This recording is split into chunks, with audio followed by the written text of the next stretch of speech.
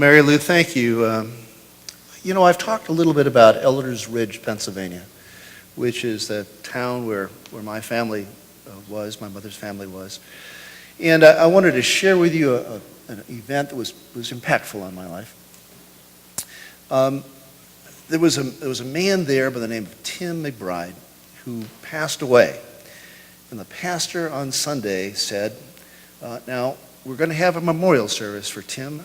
Now, I know that most of you know him as the banker in town, and some of you have had run-ins with him, and he's foreclosed your home, and he never did give anything to our Presbyterian church. But I'd ask you to be forgiving Presbyterians and come next Saturday for his memorial service. And most of the congregation showed up. And the pastor talked a little bit about, death, and you know how pastors talk about that at funerals. And then he said, I'd like someone to come up here and say something nice about Tim now that he's gone. Well, everyone just sat there. No one got up. And he said, come on now, he may have been a despicable guy, but you need to say something nice. And no one got up. And the pastor said, well, listen, we're not going to bury him until one of you folks comes up here and says something nice about Tim. And my Uncle Clarence, who was an elder of the church, farmer, you know how kind of farmers walk like this. Anyway, walked up from the front of the church, and he said, well, Tim wasn't as bad as his brother. Can we bury him now?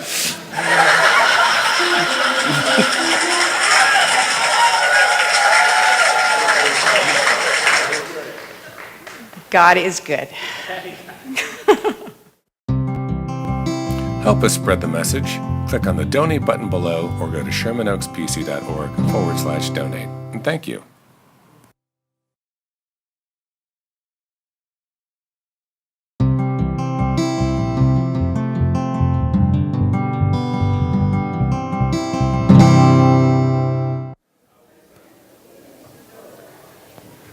Well, good morning to you, Bruce Gridley. How are you today, Bruce? I'm good, Zach. Hey, listen, I'm leaving on Thursday for 2 weeks. Now, Bruce, was that approved?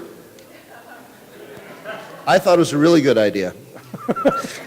So I'm going to be leaving for Eastern Europe, and as many of you know, I'm from Chicago, and there are a lot of people from Eastern Europe who live in Chicago. As a matter of fact, there are more Polish people in Chicago than there are in Warsaw, Poland. I don't know if you knew that or not. Yeah. More Polish people in Chicago than Warsaw, Poland? That sounds like the beginning of a joke, doesn't it? No, it's not at all. I just want to share with you, I'm going to be gone for a couple of weeks.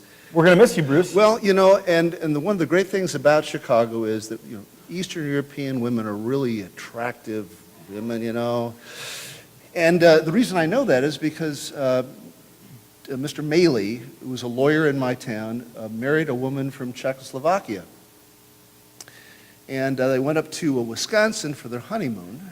And it's a little rugged up there. And two bears came to their campground.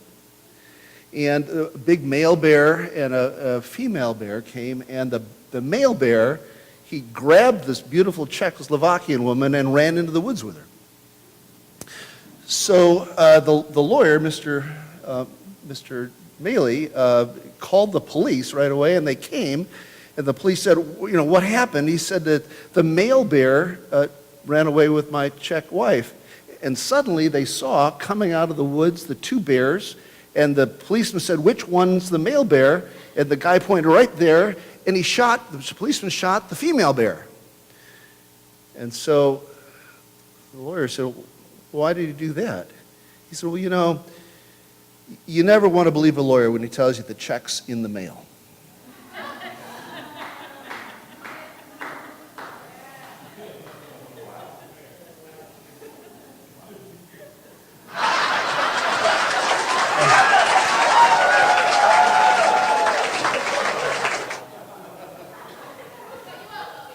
I go away for 2 weeks, and now we've got checks in the mail and the canned laughter on the loudspeaker. So I'll miss you, Zach. You'll probably not miss me. I'll miss. Oh, you will. All right.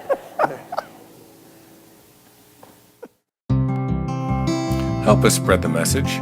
Click on the donate button below or go to shermanoakspc.org/donate. And thank you.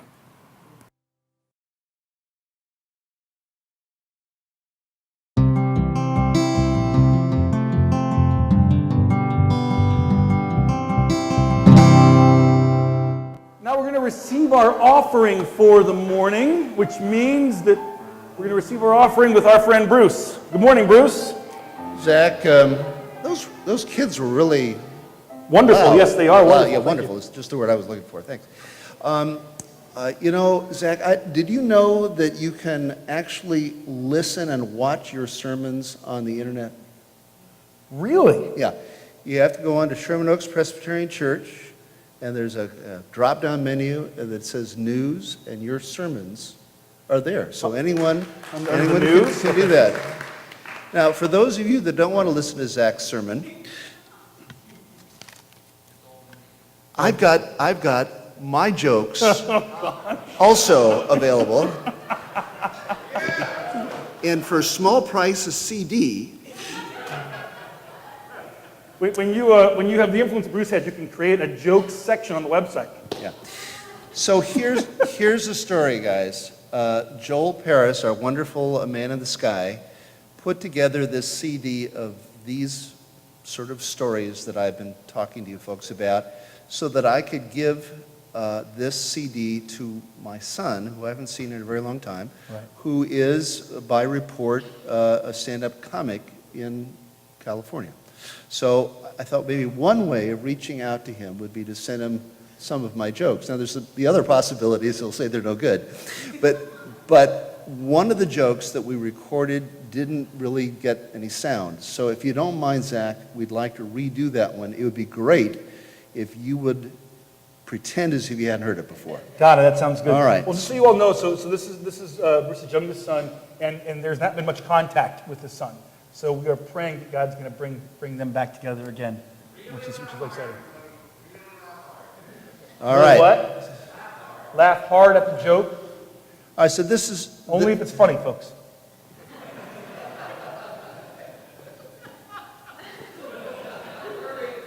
It's only funny if you laugh, Zach. All right, so this is to my son, Kyle, and it's really about what it is that he's missing, which is an opportunity to know about some of the things that go on in the life of the Presbyterian Church. Right. And you're a pastor of the Presbyterian Church, and I want you to know a story about another pastor, not you, but a pastor who was involved in an automobile accident, a serious automobile accident, with a priest. The two cars crashed together, and the pastor and the priest got out of the car, and they were talking to one another, and, you know, it was a red light, but they weren't sure who had it. And they talked about it, and they said, you know, we just can't figure out who's at fault. But we need to call the tow trucks because our cars are ruined. So the priest says, well, not all is lost. I have a bottle of wine in my car. And the Presbyterian pastor said, well, that's great because they've got two chalices in the car. And so the two of them got together. The bottle of wine was opened by the priest. The chalices were brought up by the Presbyterian minister.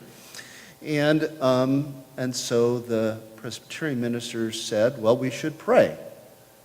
And the priest said, well, let me open the bottle of wine and let me pour you the first glass. So the priest poured into the chalice a glass of wine, and the Presbyterian pastor said, I pray for world peace. What's going on in Croatia is awful. I hope that problem is solved. Whatever's going on in Gaza, I hope that problem is solved. And he took a big drink of the wine. And now it was time for the priest, and the Presbyterian pastor said, you pray for whatever it is that you think is important. And the priest said, well, I pray that the police get here quickly so I can report that you've been drinking.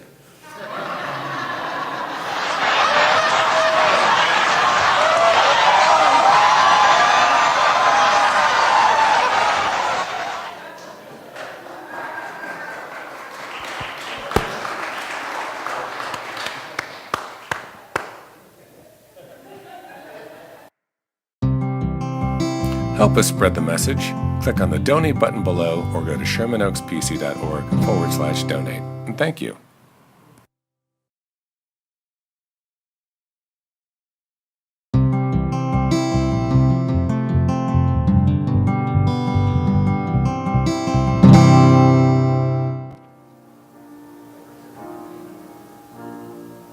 Good morning, Bruce. Hey, Mary Lou. How's it going? Yeah, pretty good.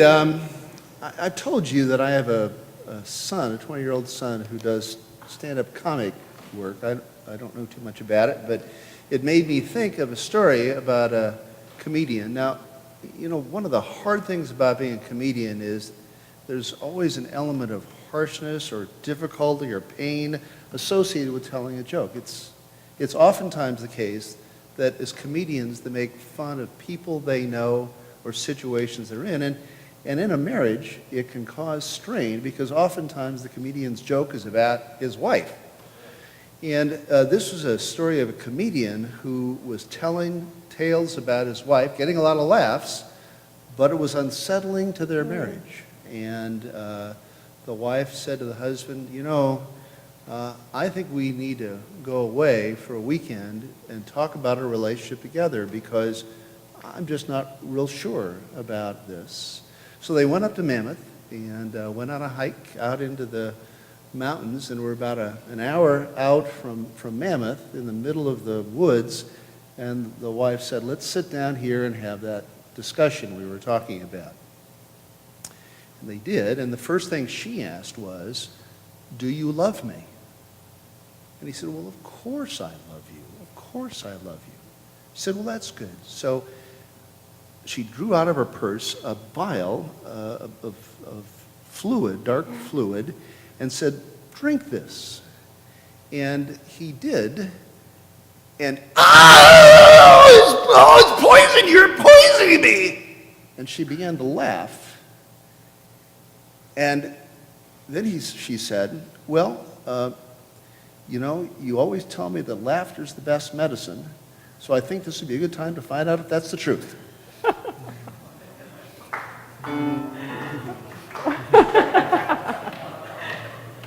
Thank you, Bruce. You're welcome.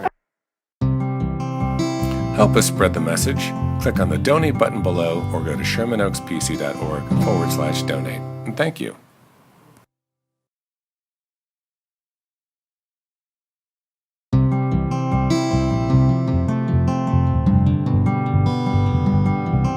Well, because my mommy and my daddy are Dodgers fans, to which the teacher said, now, if your mother and father were morons, would you follow what it is that they say? And Melissa said, no, of course not. If they were morons, they'd be Giants fans.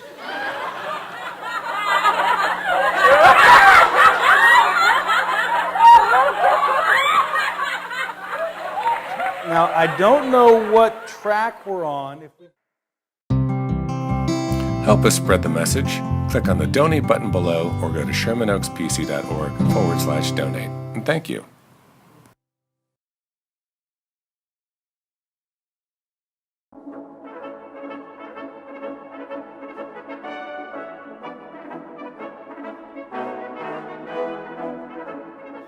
That's the sign that everyone's supposed to sit down. Did everyone like the music? Yeah, the music, that little thing there? That's something new. Bruce, you seem to be working every week at adding more elements to your greeting to us. I'm trying to keep your attention, Zach. Listen, you were an actor at one time, right? Long time ago, Bruce. Yeah, well, it's tough, really, tough being an actor, right? Yeah, and a lot of actors are down and out. And there was a fellow who was an actor who had come from New York and had not really done well at all. And the fact is, he had his dog and a shirt on his back and really nothing else. So he was feeling bad and went into a bar here on Ventura Boulevard, the Mad Dog Tavern. I don't suspect you've been there, but Mad Dog Tavern on Ventura Boulevard, and went up and said, I'd like to have a drink. And the bartender, you know, they're savvy guys. He said, you know, you look like a down and out actor. Can you pay for the drink? And the fellow said, no, not really. but I'll bet you my dog can talk. And the bartender said, all right, well, listen, if your dog can talk, I'll give you a drink. So the actor said to his dog, what's on the top of this building? And the dog said, roof. And the actor then turned to his dog and said, what's around the outside of a tree? And the dog said, bark. And then the actor said to the dog, who was the greatest baseball player ever? And the dog said, Ruth. Well, the bartender, he realized he'd been flim-flammed by this guy, called the bouncer and tossed the fella out. The bouncer tossed the fella out, kicked the dog out, and the fella's out on the street out here in Ventura Boulevard, and the dog turns to him and says, I guess I really blew that last answer here in Los Angeles when they ask you who the greatest baseball player is. You're probably supposed to say Sandy Koufax. That's what the dog said.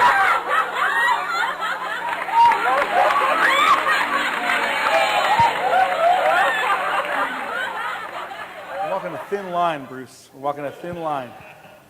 You don't like Sandy Koufax? No.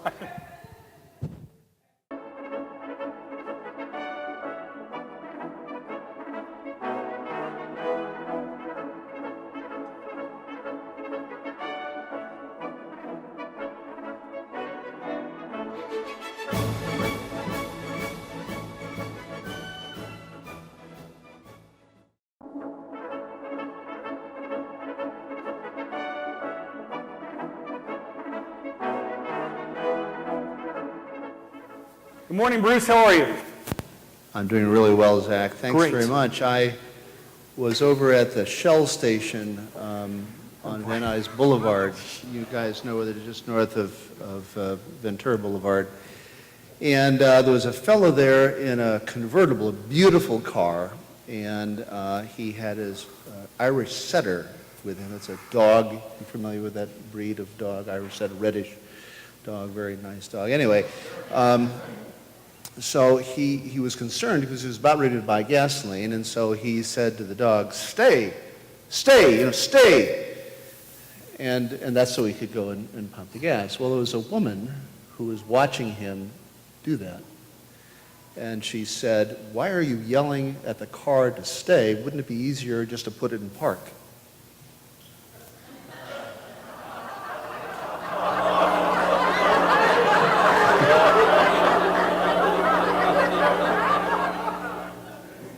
It would have been easier. Right.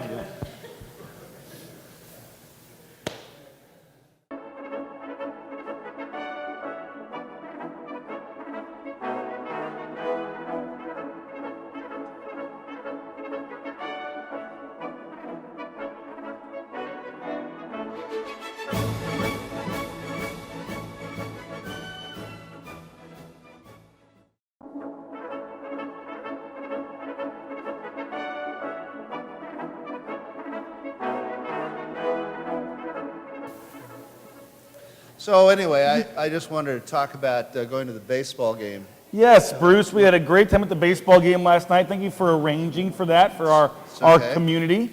It was a little different for me than some of the other times I've been to Dodger Stadium because who was the passenger in my car? I had, as you know, 3 of our more elderly women traveling with me in the car to Dodger Stadium. That's wonderful, Bruce. It was being able to help folks who wouldn't normally be able to go to a baseball game into my car was great. It was a little different experience, though, when we got to the place where you walk in with the tickets. You know, normally how they ask you to open your purse, your bag, and look in to see if you have any, weapons. When I was there with those 3 women, they asked for a pharmacologist to come over and take a look at what they had inside their bag.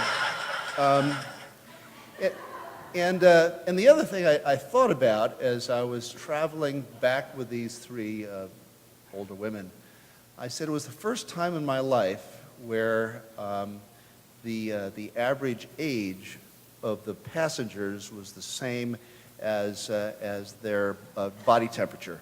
So it's just, the same number. It was the first time that ever happened to me.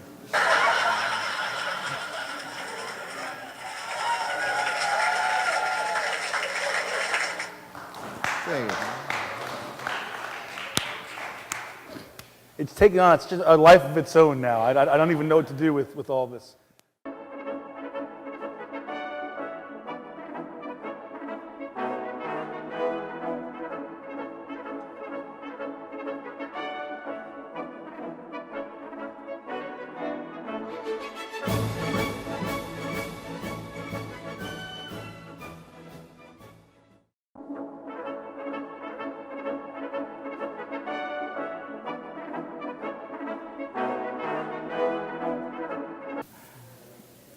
So anyway, I just wanted to talk about going to the baseball game. Yes, Bruce, we had a great time at the baseball game last night. Thank you for arranging for that for our okay. community. It was a little different for me than some of the other times I've been to Dodger Stadium because who was the passenger in my car? I had, as you know, 3 of our more elderly women traveling with me in the car to Dodger Stadium. That's wonderful, Bruce. It was being able to help folks who wouldn't normally be able to go to a baseball game into my car was great. It was a little different experience, though, when we got to the place where you walk in with the tickets. You know, normally how they ask you to open your purse, your bag, and look in to see if you have any, weapons. When I was there with those 3 women, they asked for a pharmacologist to come over and take a look at what they had inside their bag. And the other thing I thought about as I was traveling back with these 3 older women, I said it was the first time in my life where the average age of the passengers was the same as their body temperature. So it's just, the same number. It was the first time that ever happened to me.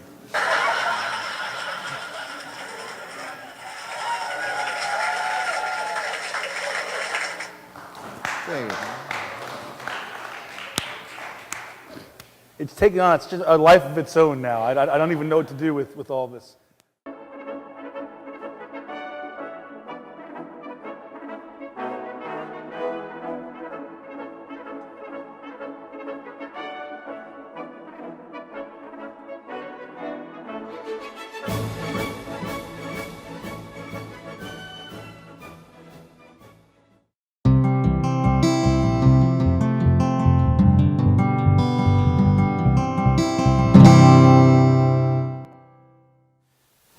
Now, we do life together in our church, and knowing that USC football is very important to Bruce, I wanted to make sure to ask him about the first home game last night. Bruce, did you enjoy the first home game, Bruce?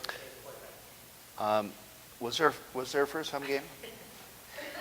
As far as I could tell, there wasn't from the USC side a first game.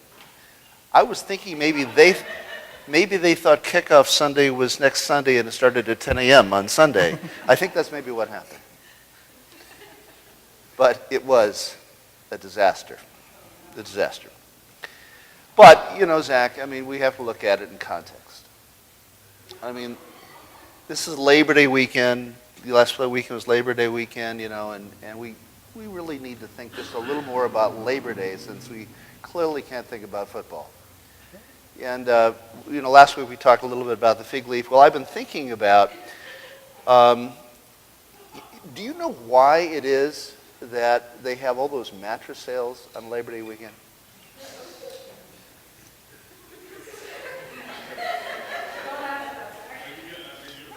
Bruce, I don't know why. Why do they have mattress sales on Labor Day weekend?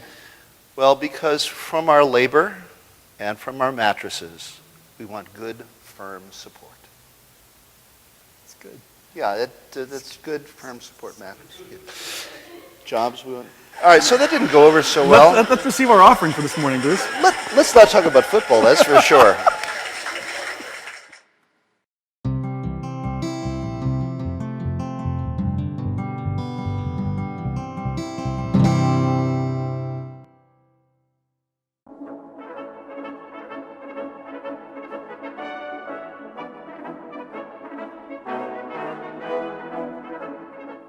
Okay, well, good morning, Bruce. Now, for those of you who don't know, Bruce is a great big USC fan. So I don't know if you watch college football or not, but they had a big game against Boston College, was it yesterday? The Catholics beat the Christians. That's exactly right. USC lost. It's an old tale. I just move on to another subject, though, if that's all right with you, Zach. Sure, Bruce. You know, mother-in-laws can be difficult sometimes. I had a mother-in-law. You know, it's difficult to really know how to deal with a mother-in-law because, after all, if you're a guy, you're taking away their precious daughter.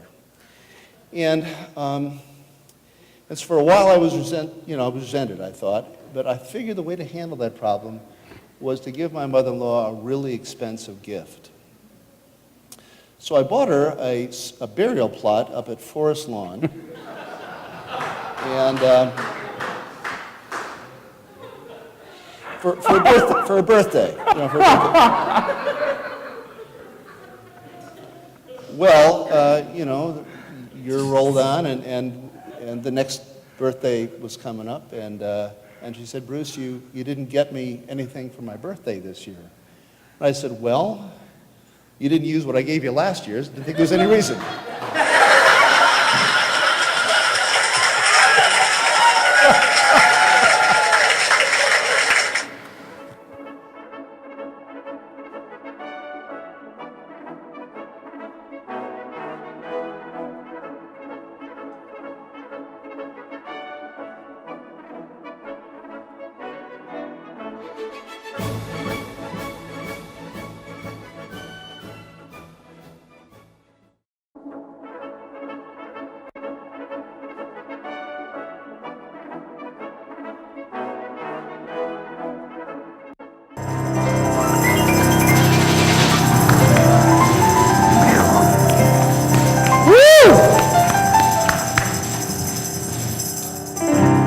So good morning to you, Bruce. Good morning. Gee, a lot of folks talking out here in the aisles.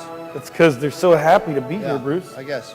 Okay, so Zach, I wanted to talk about something that I do in the practice of law. You know, sometimes. But does everyone here know that Bruce practices law as an attorney Yeah. in Los Angeles? Right. It's quite a job to have, Bruce. Well, thank you. I went to school to do that. That's good. So people, when they come, sometimes need wills, and particularly people who are a little older, they begin thinking about things about how they want to handle their affairs. And of course, the first thing I say is, how much do you want to donate to the Sherman Oaks Presbyterian Church? And once we get beyond that, we then talk about the other things. So the woman came to me, a woman of a certain age, and said that she wanted to give to the church here, and I said, great. And then she said, I have two daughters, but to tell you the truth, Bruce, they're not really very appreciative of me. They don't come and visit. They just go shopping. And I said, well, I think we can take care of that as a part of your estate plan. So I said, what we'll do is we'll provide in your will that you'll be cremated, and we'll scatter the ashes around Bloomingdale's. And that means at least twice a week your daughters will come to visit you. That's what we did.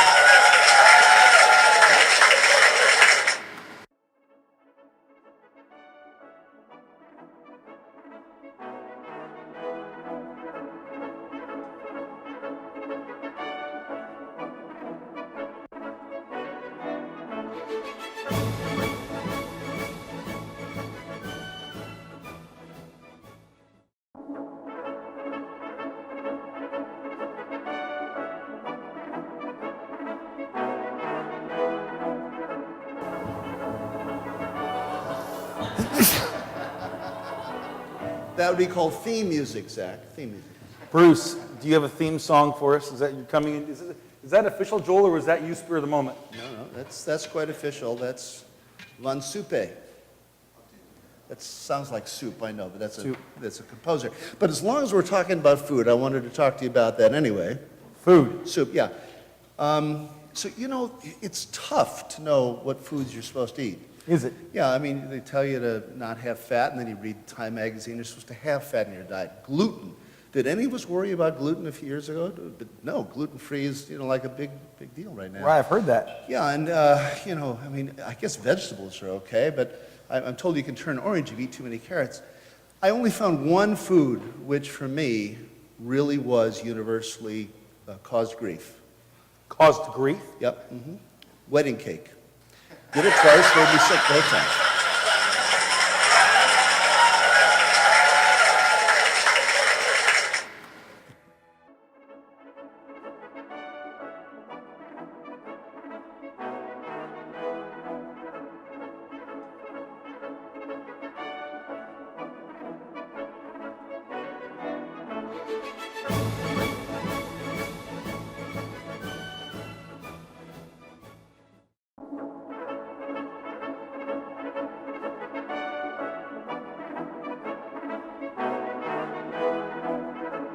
Great music. All right, so hello everybody. We have the street fair, talked about that.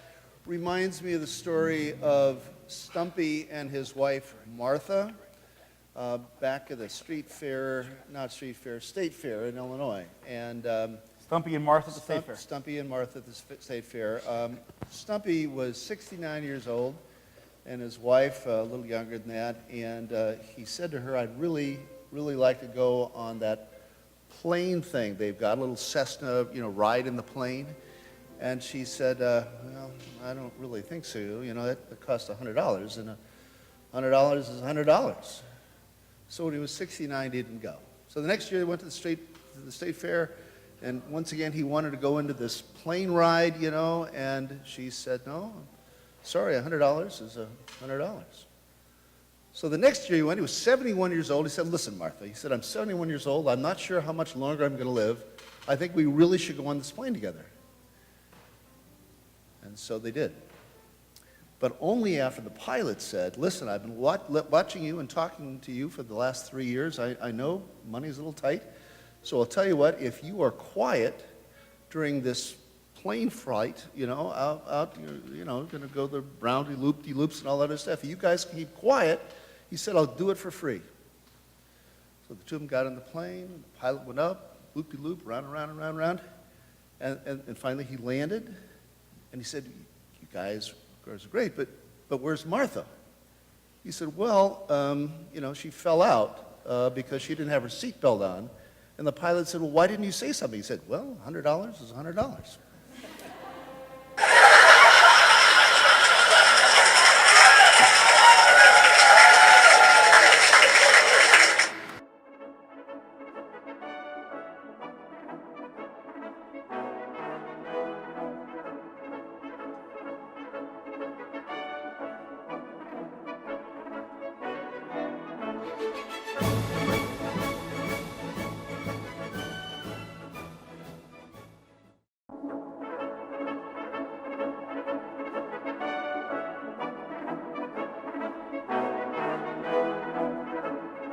Well, Zach, good morning. Good morning. Bruce, how are you this morning? I'm good. Now, Bruce, I gotta say, What? Bruce is a very busy man. Bruce is at the wedding that I was at yesterday, and he was barely there for a bit, and then he had to run off to another very important event. So he's a busy, important man. Well, it was in Beverly Hills. They expect you to show up on time in Beverly Hills. I've heard that. All right, so Zach, did I hear you say that this is about to begin the pledge drive? Did I hear you say that? Yes, our stewardship and pledge Yeah, drive, Bruce, well. which helps our church have its programs and pay its staff and pay its pastor Yeah. and do lots of other fun things. Did you know that contribution to the church are tax deductible? I did. Yeah, I'm glad you pointed that yeah. out for us, though, Bruce. Thank you very Well, much. and it creates its own issues, though. There was a Presbyterian pastor who was approached by a guy from the IRS, and he was asked, "Is George Jenkins a member of your church?" And the pastor said, "Oh, yes, he is a member of our church. He's been a member of our church for many, many years." "Well, does he attend regularly?" "Oh, yes, he never misses a Sunday. He never misses a Sunday. In fact, when the choir sings, he sings with the choir as well. He's a wonderful member of our congregation." And what about his prayers and Bible study? "Oh, he's fantastic. He attends the Thursday Bible study here at the church. and he's regular. He's a scholar in the Bible as well. The IRS guy said, well, I'm just noticing his tax returns. Does he give your church $10,000 a year? And the pastor said, oh, don't worry about that. I'll fill out his pledge card for him.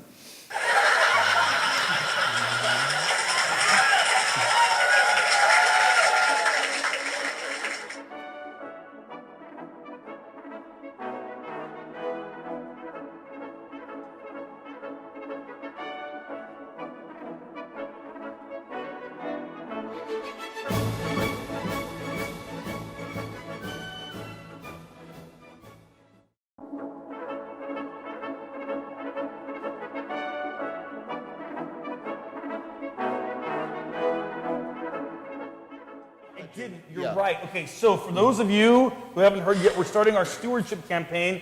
We did send home some pledge envelopes to the members of the church. If you're a non-member, we have these for you to take home. If you're a visitor, there is no pressure to start pledging to the church. We're just glad you're here, okay? So don't feel any pressure, okay? But if you haven't gotten a pledge packet yet and you are a regular part of our family and considering membership or not, please do take home one of these fine pledge packets that Bruce is carrying so nobly. And if you're new, this is the part of the service where Bruce comes and shares an anecdotal story with us. And he even has his own music now, which Joel does cue for us.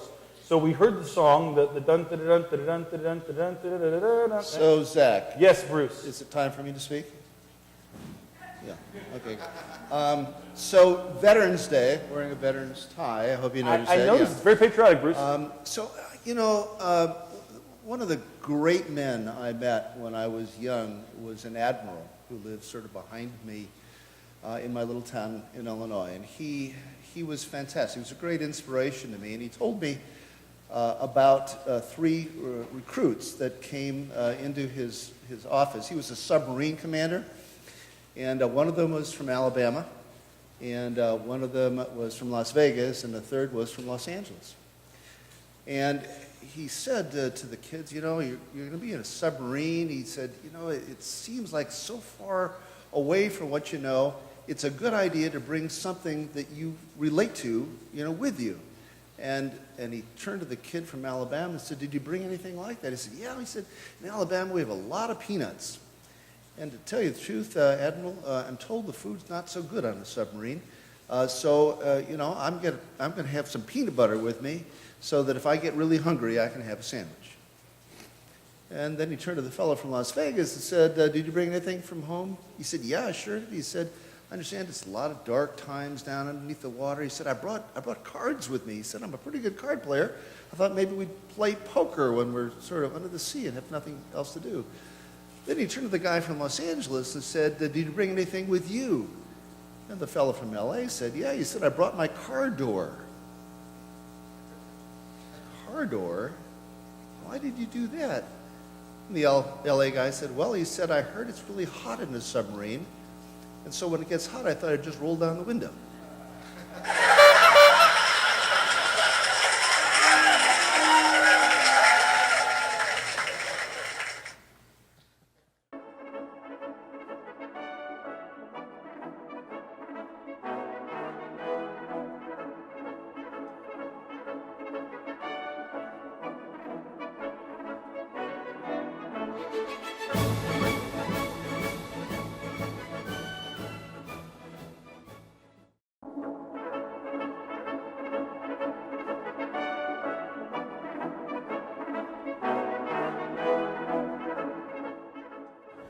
And if you Wait, Zach. We'd ask you to pray about pledging to the church this year if you're a regular part of the family. Yes, sir, Bruce. Well, I just want to remind you, Zach, it is Thanksgiving time, and you need to learn a little something about Thanksgiving. So I thought I should tell you about Ralph, who about this time last year bought a parrot. And what he didn't know is that the parrot had been taught by someone else to be kind of an insulting parrot, and called him fat and stupid and things like that. And Ralph was fed up with the parrot and threw him into the refrigerator. But then he began to think about it, and thinking that that's not a very Christian thing to do.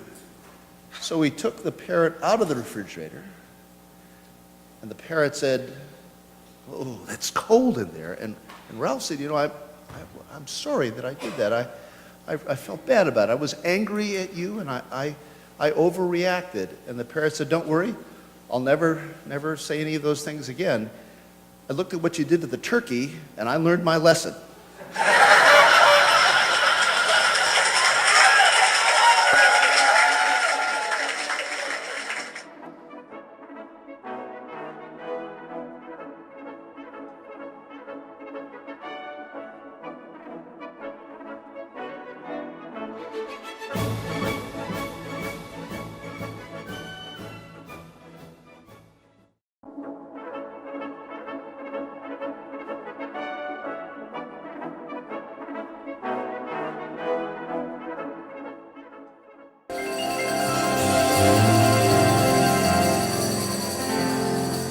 Let's go and find our seats, everybody. Let's go and find our seats. Welcome back. I love how friendly we all are and chatty. I'm as guilty of that as anybody. And hello to Bruce. Hi, Zach. Hi, Bruce. You notice the tie I'm wearing? Yes, Bruce, I see your tie. It imitates your theme song. That's okay. USC colors, because the team played very well yesterday. USC beat Notre Dame. It was very exciting. It was really, halftime was interesting because, are you familiar with the film, with the book Unbroken? I haven't seen the film. I've heard of the book. It opens on Christmas Day. It's a very inspirational story of Louis Zamperini, who was a USC track star in the 1930s and ultimately captured by the Japanese after a 47-day trip in a boat, and, Life raft, and he was tortured.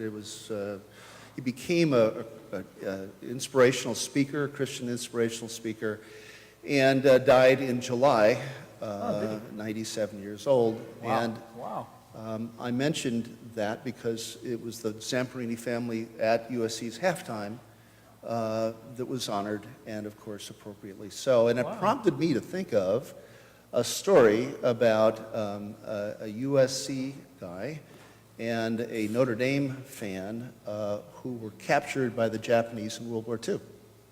Well, was it a USC fan and a Notre Dame fan? Yeah, they were captured by the Japanese in World War II, and they were sentenced to death. And the Japanese commander said to the Notre Dame fellow, "I'm going to grant you one last request." He said, "Well, what I'd like to do is I'd like to hear the Notre Dame fight song one last time."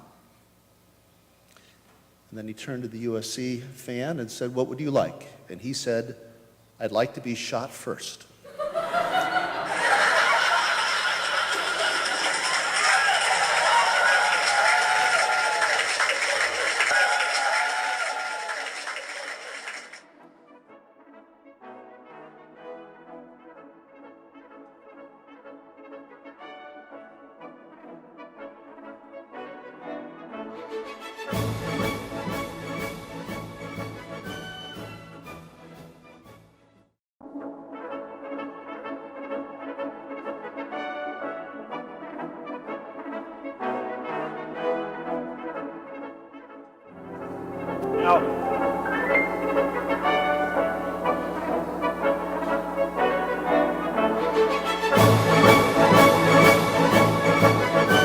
Good morning, Zach. No one else in the church has a theme song they appear to but Bruce. In case you're keeping track at home. All right, so the sanctuary looks just absolutely fantastic, Zach. It does, Bruce. And thank you for your help in decorating. Well, I did a little. Chris really deserves most of the thanks. Yes. But it's this time of year that makes you think back to times when I was raising my children. Oh, good. Yes. And it's that period of time when they no longer believe in Santa Claus and before they become ungrateful teenagers that I was thinking of. And it's the time, really, that you can teach your children something. And so the Christmas time is a time when there's an important lesson about gift giving, which is the story of the Magi coming to give gifts to the baby Jesus. And the lesson here is that it's important at Christmas time to give the gifts. Jesus didn't know he was being given gifts. And so what we need to do is we need to remember that Christmas is a time about giving. So I said to my sons, I said, now, I hope you understand that lesson. You know, the Magi brought gold and frankincense and myrrh, and what we need to do is understand that that's what we need to do, give gifts like that. And my son said, well, Dad, it'd be okay about the gold, but as to those other two, I'd rather have a bicycle and an Xbox.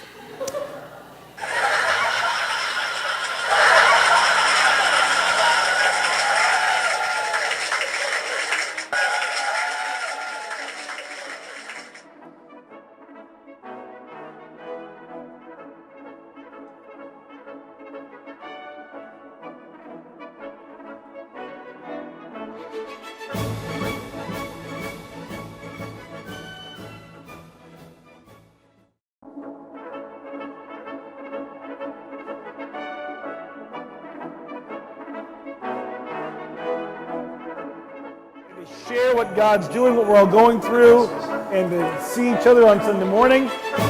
And no one looks more festive today than Bruce in his reindeer-attired tie. I was looking for something with a manger, and I just couldn't find any ties with mangers on them at Macy's. Zach, this is sort of the end of the college and high school football season. And I don't know that anyone here would follow high school football, but the state championships are going on starting this weekend. And I was thinking back to the time when my son Cole played football at Redlands. He was really a great player. He was broke school records in tackles for a linebacker and tackles for loss. He was really good. Wow, Bruce, that's great. And I was happy about that. And yet he needed some money, so he got a job at a grocery store where he could earn some money. It wasn't something he'd ever done before, but it was, a good first experience. And a woman came up to him and said, "I'd like to buy a half a head of lettuce." Half a what? Half a head of lettuce. Oh, sure. And he said, we don't sell half heads of lettuce here. You got to buy the whole head of lettuce. She said, no. She said, I insist. I want a half a head of lettuce. And he did what everybody should do. He said, let me check with my manager. So he went back to the manager and said, there's this dumb woman who wants to buy a half a head of lettuce. And what he didn't know is that woman had followed him into the manager's office. And he said, and this woman here would like to buy the other half. Well,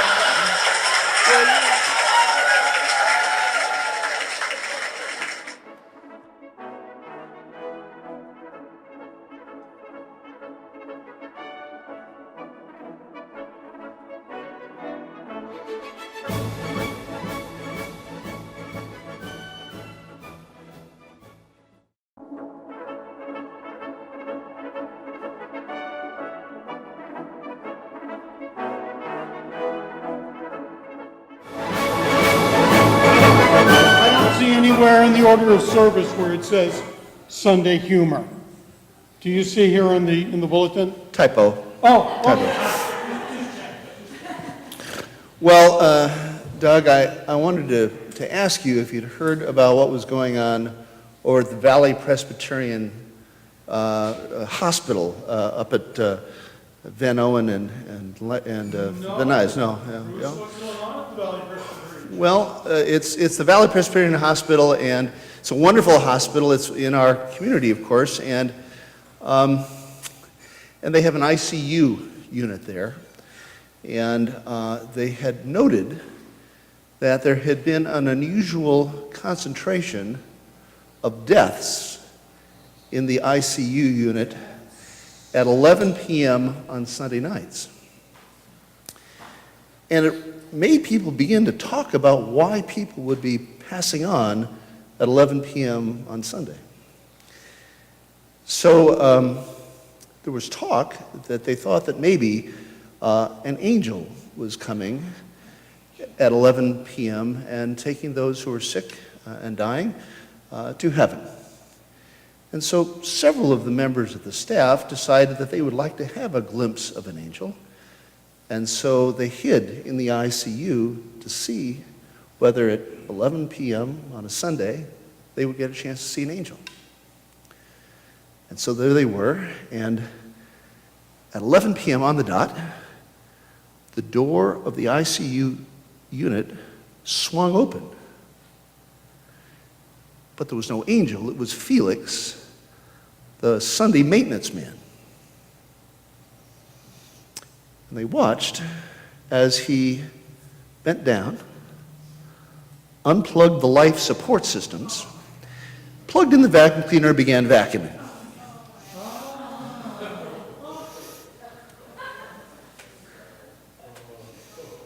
That's what happened over there. At a Presbyterian hospital? It happens even amongst Presbyterians.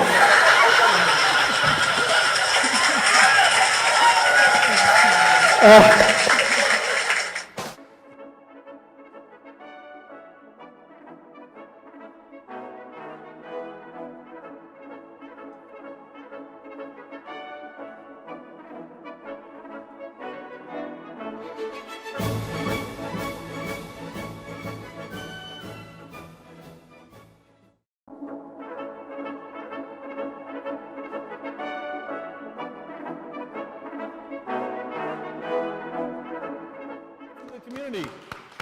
Well, I did go to a New Year's Eve party out in Palm Springs. I went out to the desert, and you know, just as the clock was striking midnight, someone shouted out, you know, kiss the person you are most appreciative of in 2014. That was kind of a nice thought. And there was a long line leading to the bartender. What I observed.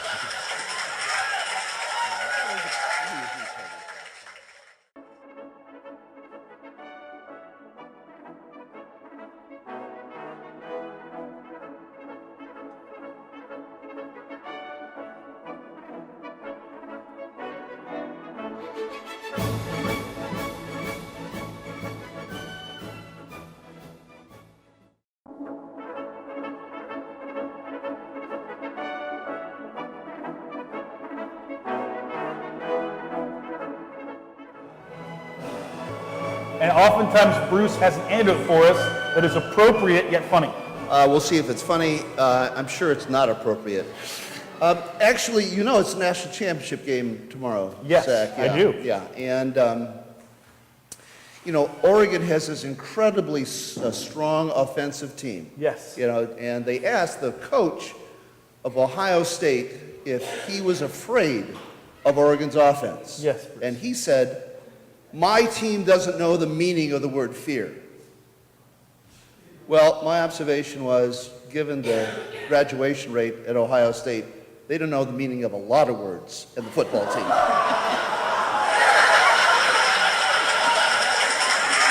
If you're from Ohio State, we apologize for that one.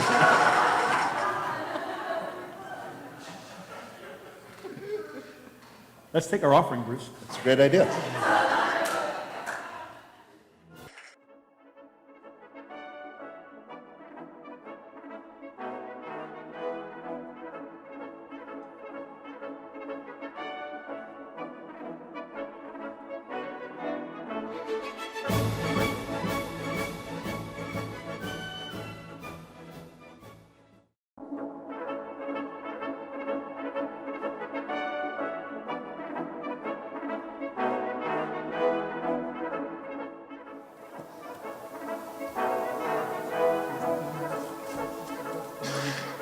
Hey, Zach, how are you?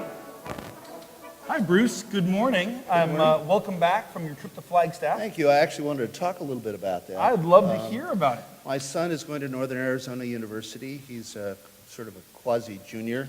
It's taken about 4.5 years to get there, but he's a junior. And it's now time to apply for internship jobs. Now, he told me about the job that he thought he was interested in at Sports Illustrated, an internship at Sports Illustrated. I thought that'd be really great. He said, "Now, Dad, do you know that they have a February swimsuit issue?" And Kate Upton and Brooke Decker have been in this issue. And I said, yeah, I'm aware of that. He said, well, this would be an internship job, 8 weeks working for, presenting the swimsuit issue in February. I said, well, gee, that sounds great. He said, yeah. He said, we pay $2,000 a week. You get a chance to spend time preparing for it, a lot of logistics and things like that. And then you go to the site where they're doing the shoot with 10 fashion models in Mykonos this year. And, you sort of bodyguard for them and make sure they get in at night.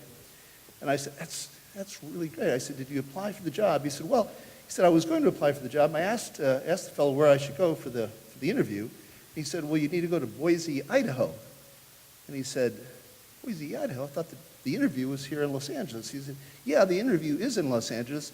Just the line of guys who want to get into that application line begins in Boise, Idaho.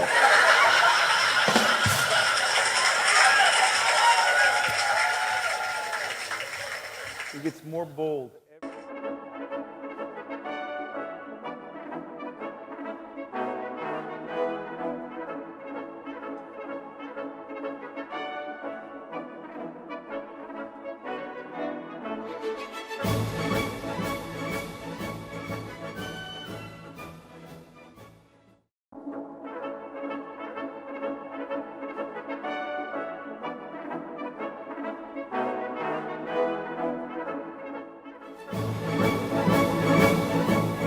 No, Bruce, your theme song seems quite long sometimes.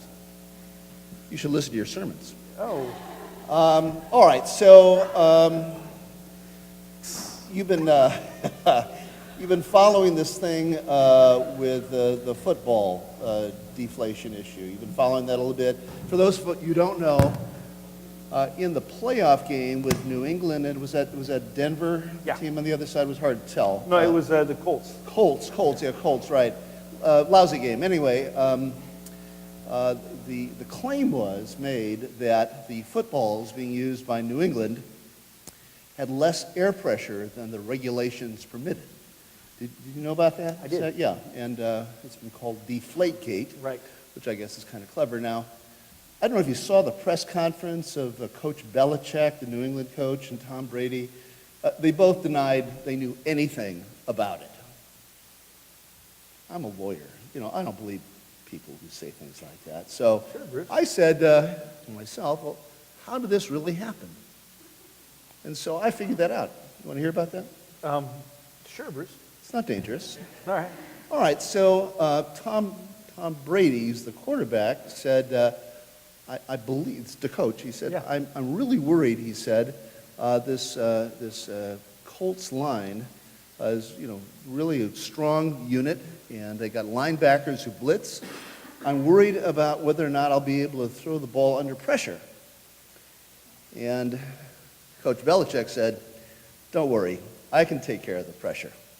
And that's how the balls got deflated.